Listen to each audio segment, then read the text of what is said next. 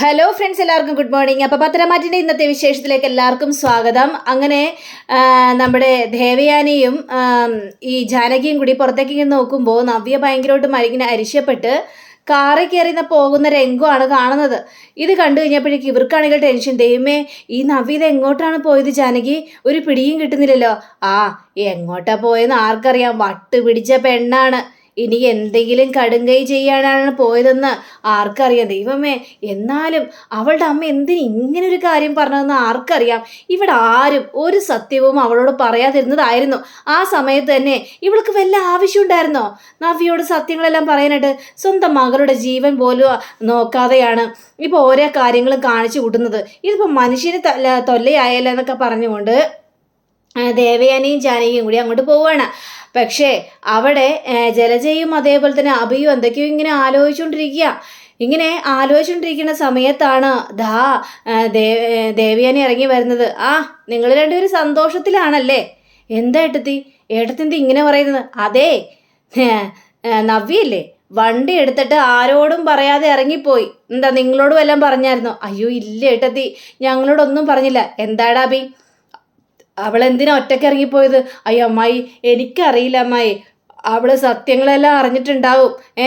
പക്ഷേ അവൾ സത്യങ്ങളെല്ലാം അറിഞ്ഞതിന് ശേഷം എന്നോട് ഒരു കാര്യവും മിണ്ടിയിട്ടില്ല. ഞാൻ പല പ്രാവശ്യം പല കാര്യങ്ങളും ചോദിച്ചു നോക്കി, പക്ഷേ അവളൊന്നും പറയാനായിട്ട് തയ്യാറാവുന്നില്ല. എൻ്റെ അമ്മായി, അതെന്താണ് ഏതാണെന്നൊന്നും അറിയില്ല അമ്മായി എന്നിങ്ങനെ പറയാണ്. അതേടാ, അവൾ സത്യങ്ങളെല്ലാം അറിഞ്ഞു. പക്ഷേ നീ ഒരു കാര്യം ആലോചിച്ചോ? അവൾ സത്യങ്ങൾ വല്ലതും അറിഞ്ഞ് അവൾക്ക് എന്തെങ്കിലും സംഭവിച്ചു കഴിഞ്ഞിട്ടുണ്ടെങ്കിൽ പിന്നെ എൻ്റെ പൊന്നുമക്കളെ, നിങ്ങൾ ഇവിടെ ഉണ്ടാവില്ല. ഈ വീട്ടിൽ നിന്ന് നിങ്ങൾ രണ്ടുപേരെയും അടിച്ചിറക്കുമെന്നും ദേവയാനി പറയാ. ഇത് ഞാൻ പറഞ്ഞതല്ല, ഇവിടുത്തെ അച്ഛൻ തന്നെ പറഞ്ഞതാണ്. നവ്യക്ക് ഒരാപത്ത് സംഭവിക്കാൻ പാടില്ല. നിന്നെ ഓർത്തത് കൊണ്ടല്ല ഞങ്ങളിവിടെ എല്ലാ സഹിച്ചും ക്ഷമിച്ചും മിണ്ടാതിരുന്നത്. നവ്യ ഓർത്തുകൊണ്ട് മാത്രമാണ് ഞങ്ങളൊന്നും മിണ്ടാതിരുന്നത്. നവ്യക്ക് എന്തെങ്കിലും സംഭവിച്ചെന്നറിഞ്ഞു കഴിഞ്ഞിട്ടുണ്ടെങ്കിൽ പിന്നെ ഞങ്ങൾക്കിവിടെ പിടിച്ചു നിൽക്കാനായിട്ട് കഴിയില്ല. ഞങ്ങളിവിടെ എല്ലാവരും കൂടെ അടിച്ച് പുറത്താക്കുമെന്നും പറഞ്ഞിട്ട് ദേവയാനി അവിടെ നിന്ന് പോവുകയാണ്. അപ്പോഴാണെങ്കിൽ അഭിക്കാണെങ്കിൽ കലിയും വരുന്നുണ്ട്.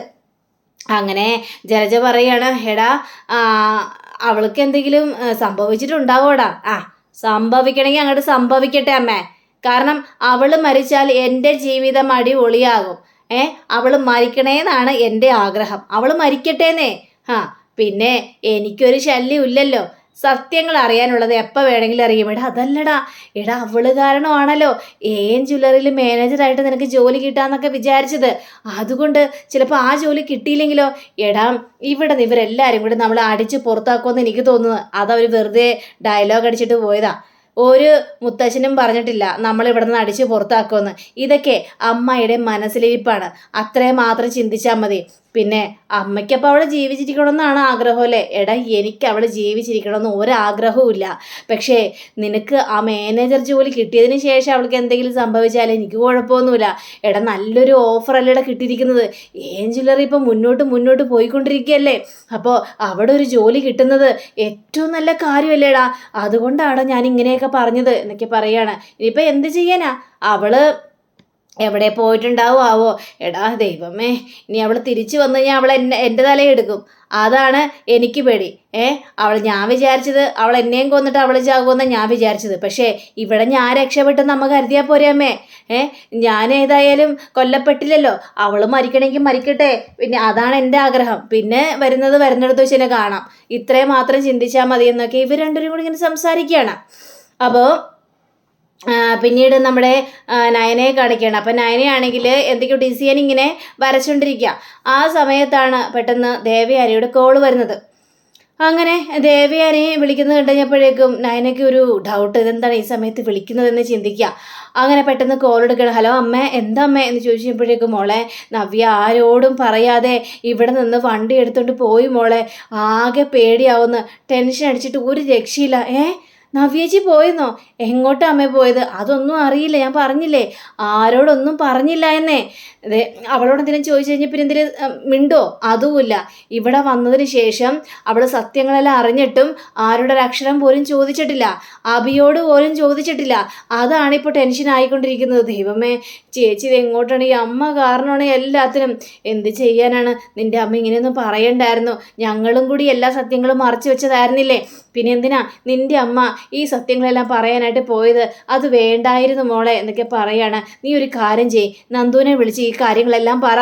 നന്ദുവെങ്കിലും നവിയുടെ പിന്നാലെ ഒന്ന് പോട്ടെ. ആ നന്ദുവിനാവുമ്പോൾ അവൾ എങ്ങോട്ടാണ് പോയതെന്ന് ചിലപ്പോൾ പെട്ടെന്ന് തന്നെ കണ്ടുപിടിക്കാനായിട്ട് സാധിച്ചിരിക്കും. ദൈവം എന്തെങ്കിലും ആപത്തൊന്നും വരല്ലേ എന്നാണ് എൻ്റെ പ്രാർത്ഥന എന്നും പറഞ്ഞുകൊണ്ട് അവിടെ ഫോൺ വെക്കുകയാണ്. അപ്പോൾ നയനയ്ക്കാണെങ്കിൽ ആകെ ടെൻഷൻ മൂത്ത് വല്ലാത്തൊരു അവസ്ഥയിൽ ഇങ്ങ് നിൽക്കുകയാണ്.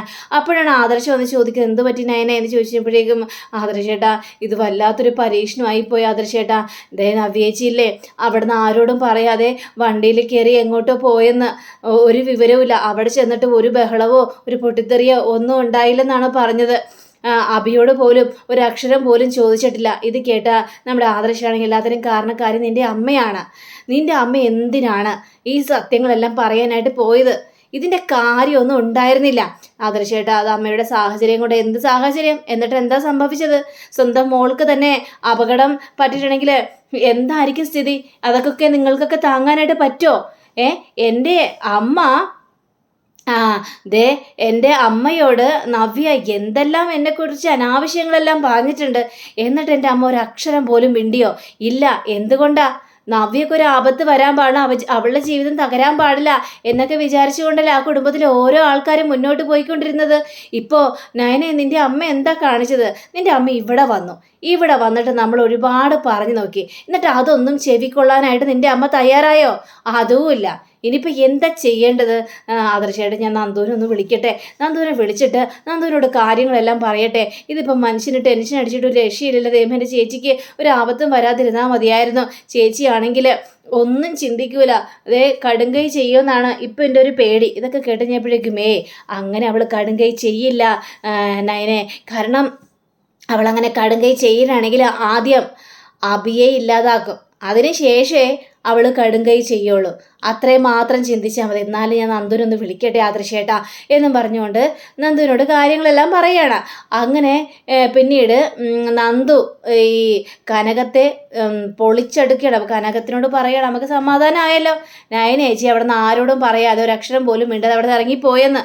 ഇത് കേട്ട ഈ കനകയാണെങ്കിൽ ആകെ ടെൻഷൻ അടിച്ച് നിൽക്കുകയാണ്. നിങ്ങൾ എന്നെ ഇങ്ങനെ കുറ്റപ്പെടുത്തേണ്ട ആവശ്യമൊന്നുമില്ല. ഇപ്പോഴും ഞാൻ പറയുകയാണ്, ഞാൻ ചെയ്തത് തെറ്റല്ല, ശരി തന്നെയാണ്.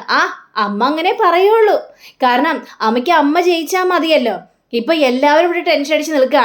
അനന്തപുരിയിൽ ഒറ്റ മനുഷ്യർ നവ്യേച്ചിയോട് ഈ സത്യങ്ങൾ പറഞ്ഞായിരുന്നോ? ഇല്ല. പിന്നെ അമ്മയ്ക്ക് ഇത് എന്തിൻ്റെ കേടായിരുന്നു അമ്മേ? ഞങ്ങളെല്ലാവരും കാലുപിടിച്ച് പറഞ്ഞല്ലേ സത്യങ്ങളൊന്നും പറയരുതെന്ന്. അപ്പോൾ ഗോവിന്ദനും പറയണം, അതെ ഇവളോട് ഞാൻ പോലും പറഞ്ഞാണ്. ദേ എന്നിട്ട് ഇപ്പം നവ്യയ്ക്ക് എന്തെങ്കിലും സംഭവിച്ചു കഴിഞ്ഞാൽ എന്ത് ചെയ്യും? ഇനിയിപ്പോൾ പറഞ്ഞിട്ടൊന്നും കാര്യമൊന്നുമില്ല. ഞാൻ പറയാനുള്ള പറഞ്ഞ് എനിക്ക് അഭയോടുള്ള അരിശം കൊണ്ടാണ് ഞാൻ അവളോട് സത്യങ്ങളെല്ലാം പറഞ്ഞത്. എന്തായാലും അവൾ സത്യങ്ങളെല്ലാം അറിയണം. പക്ഷെ ഇങ്ങനെയായിരുന്നോ പറയേണ്ടത്? ചേച്ചി അറിയും പറഞ്ഞാൽ പോരായിരുന്നില്ലേ? എന്തിനിങ്ങനെയൊക്കെ അമ്മ തന്നെയായിട്ട് പറയാനായിട്ട് പോയത്? പറയുമ്പോൾ നവ്യേച്ചി നയനേച്ചി ഒന്ന് വിളിക്കായിരുന്നില്ലേ? അവരുടെ അഭിപ്രായങ്ങളൊന്ന് ചോദിക്കായിരുന്നില്ലേ? ഇതൊന്നും ചോദിച്ചില്ല.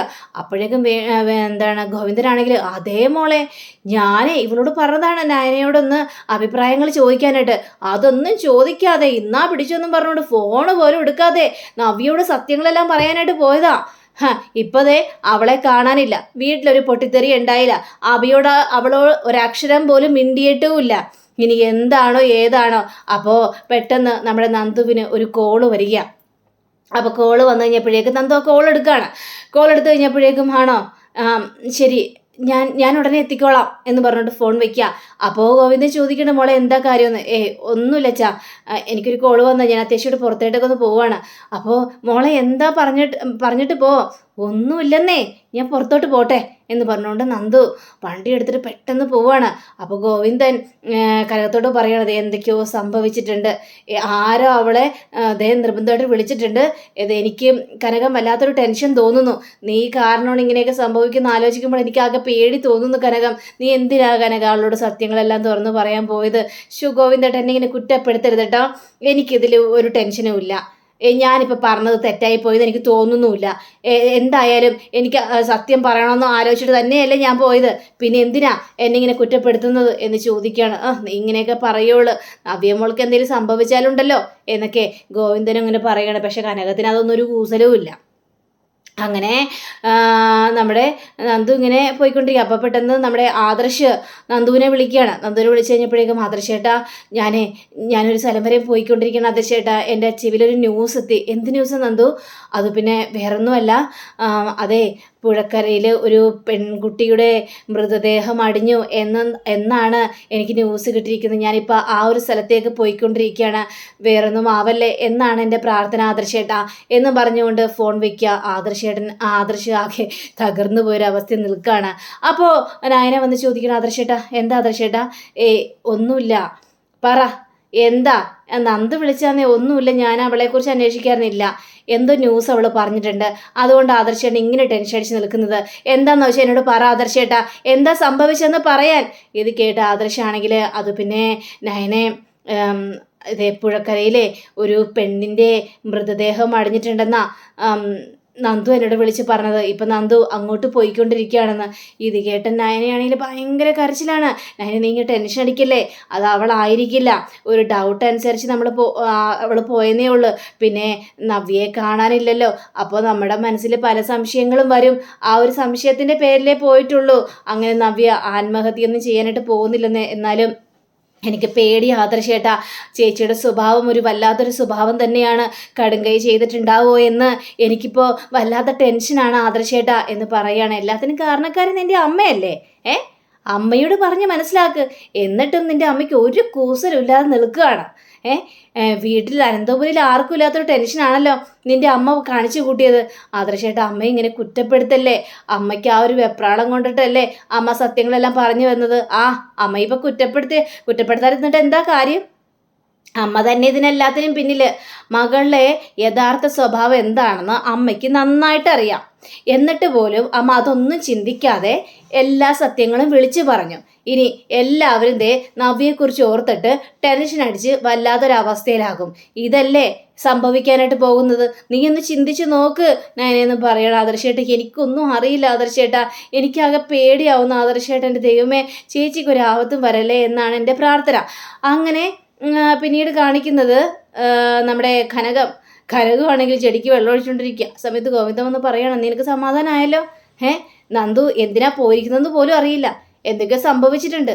പിന്നെ എന്നെ നയന വിളിച്ചിട്ട് പറയാ നന്ദു പോയിരിക്കുന്നതേ പുഴക്കരയിലെ ഏതോ ജഡം അടിഞ്ഞിട്ടുണ്ടെന്നും പറഞ്ഞുകൊണ്ട്, ഒരു പെൺകുട്ടീൻ്റെ ജഡം അടിഞ്ഞിട്ടുണ്ടെന്നും പറഞ്ഞുകൊണ്ടാണ് വിളിച്ചത്. ഇനി അത് നവ്യാണോ എന്ന് അവർക്കൊരു സംശയം ഉണ്ടത്രേ. ഇത് കേട്ട കനകമൊക്കെ പേടിച്ചു പോകുന്നത്. നിനക്ക് സമാധാനമായല്ലോ, നീയാണ് എല്ലാത്തിനും കാരണം എന്ന് ഗോവിന്ദൻ ഇങ്ങനെ കുറ്റപ്പെടുത്തുകയാണ്. ഇത് കേട്ട കനകമാണെങ്കിൽ അതെല്ലാം വലിച്ചെറിഞ്ഞിട്ട്, ഗോവിന്ദേട്ടാ വേണ്ട ഗോവിന്ദേട്ടാ, നീ എന്നെ കുറ്റപ്പെടുത്താനായിട്ട് നിൽക്കരുത്. ഞാൻ ആകെ ടെൻഷൻ അടിച്ച് നിൽക്കുക. ഇനി ടെൻഷൻ അടിച്ചിട്ട് എന്താ കാര്യം? പറയാനുള്ള കാര്യങ്ങൾ മുഴുവനും നീ പറഞ്ഞ് എന്നോട് പല പ്രാവശ്യം പറഞ്ഞാണ് പോവണ്ട എന്ന്. ഇനി മകളില്ലാതായി കഴിയുമ്പോൾ നിനക്ക് സമാധാനമായ? ഗോവിന്ദേട്ടാ എന്തിനാ അനാവശ്യമായ കാര്യങ്ങൾ പറയുന്നത്? ഇപ്പം ഞാൻ പറഞ്ഞതായ അനാവശ്യം. നവ്യയുടെ യഥാർത്ഥ സ്വഭാവം എന്താണെന്ന് നിനക്കറിയാം കനകം, എന്നിട്ട് പോലും നീ അത് പറയാനായിട്ട് മുതിർന്നു. ഇനിയിപ്പോൾ അവളുടെ ജഡമാണ് അവിടെ കണ്ടെത്തിയെങ്കിലേ കരഞ്ഞിട്ടേ എവിടെയെങ്കിലും മൂലക്ക് മാറിയിരുന്നോ ജീവിതാവസാനം വരെ, അതേ ഉണ്ടാവുകയുള്ളൂ എന്നും പറഞ്ഞുകൊണ്ട് പോവുകയാണ്. കനകത്തിൽ ഇത് കേട്ട് കഴിഞ്ഞപ്പോഴേക്കും കൂടുതൽ ടെൻഷൻ ആവുക. അങ്ങനെ ഈ അഭിയെയും അതേപോലെ തന്നെ ജലജയെയും കാണിക്കുകയാണ്. അപ്പോൾ ഇവർ രണ്ടും കൂടി ഇരിക്കുമ്പോൾ ദേവയാനി ഇറങ്ങി വരിക. അതെ രണ്ടുപേർക്കും ഭയങ്കര സന്തോഷമാണല്ലേ? നവീനി മരിച്ചു വരട്ടെ എന്നായിരിക്കും നിങ്ങളുടെ രണ്ടുപേരുടെ ആഗ്രഹം. എന്താ ഏട്ടത് ഇങ്ങനെയൊക്കെ പറയുന്നത്? കൂടുതൽ ഡയലോഗ് അടിക്കണ്ട, നിങ്ങളുടെ മനസ്സിലിരിപ്പൊക്കെ എനിക്ക് നന്നായിട്ട് അറിയാം, അതുകൊണ്ട് കൂടുതൽ ഇവിടെ ഡയലോഗ് അടിക്കേണ്ട കാര്യമില്ല എന്നൊക്കെ പറയാം. ഏട്ടത്തി ഞങ്ങൾ അങ്ങനെയൊന്നും വിചാരിച്ചിട്ടില്ലേ ഏട്ടത്തി? എന്നാ വിചാരിച്ചോ, പെട്ടെന്ന് തന്നെ ആംബുലൻസ് വരും. നന്ദുവേ ഒരു ജഡം കണ്ടെന്നും പറഞ്ഞുകൊണ്ട് പോയിരിക്കുക, അത് നവ്യാണോ ഇല്ലയെന്ന് അറിയാൻ വേണ്ടി. അപ്പോൾ ആംബുലൻസും കാത്തുകൊണ്ടിരുന്നോ, ഇവിടെ ഒരു ആംബുലൻസ് വരുന്നത്. പക്ഷേ അബി നിനക്കിനി രക്ഷയില്ല, അവള് മരിച്ചിട്ടുണ്ടെങ്കിൽ നിന്റെ അതോ ഗതിയാണ് അബി, നീ അത് മനസ്സിൽ കുറിച്ചോ എന്നും പറഞ്ഞുകൊണ്ട് ദേവയാനി പോവാണ്. അപ്പോൾ അബിക്കാണെങ്കിൽ ഭയങ്കര ഒരു സന്തോഷം തോന്നിയാണ്. അമ്മേ ദേ ഇനിയിപ്പോൾ അവളുടെ ചടങ്ങ് കൊണ്ടായിരിക്കും വരാനായിട്ട് പോകുന്നത്. അങ്ങനെയാണെങ്കിൽ അടിപൊളിയായിരിക്കും. നമ്മൾ വിചാരിച്ചതുപോലെ കാര്യങ്ങളെല്ലാം നടക്കും. എടാ എനിക്കാകെ പേടുന്നത് അവൾ മരിക്കണമെന്ന് തന്നെയാണ് എൻ്റെ ആഗ്രഹം. എന്നാലൊരു ടെൻഷനാണ്. എന്ത് ടെൻഷൻ? അങ്ങനെ അവൾക്ക് എന്തെങ്കിലും സംഭവിച്ചു കഴിഞ്ഞാൽ എല്ലാവരും കൂടെ എന്നെ പുറത്താക്കും. ഏതായാലും എനിക്ക് വരാനുള്ളതൊക്കെ മുഴുവൻ വന്നിരിക്കും. അല്ലെങ്കിൽ എനിക്ക് കഷ്ടകാലമാണല്ലോ. പിന്നെ അമ്മ സേഫ് ആയിരിക്കും.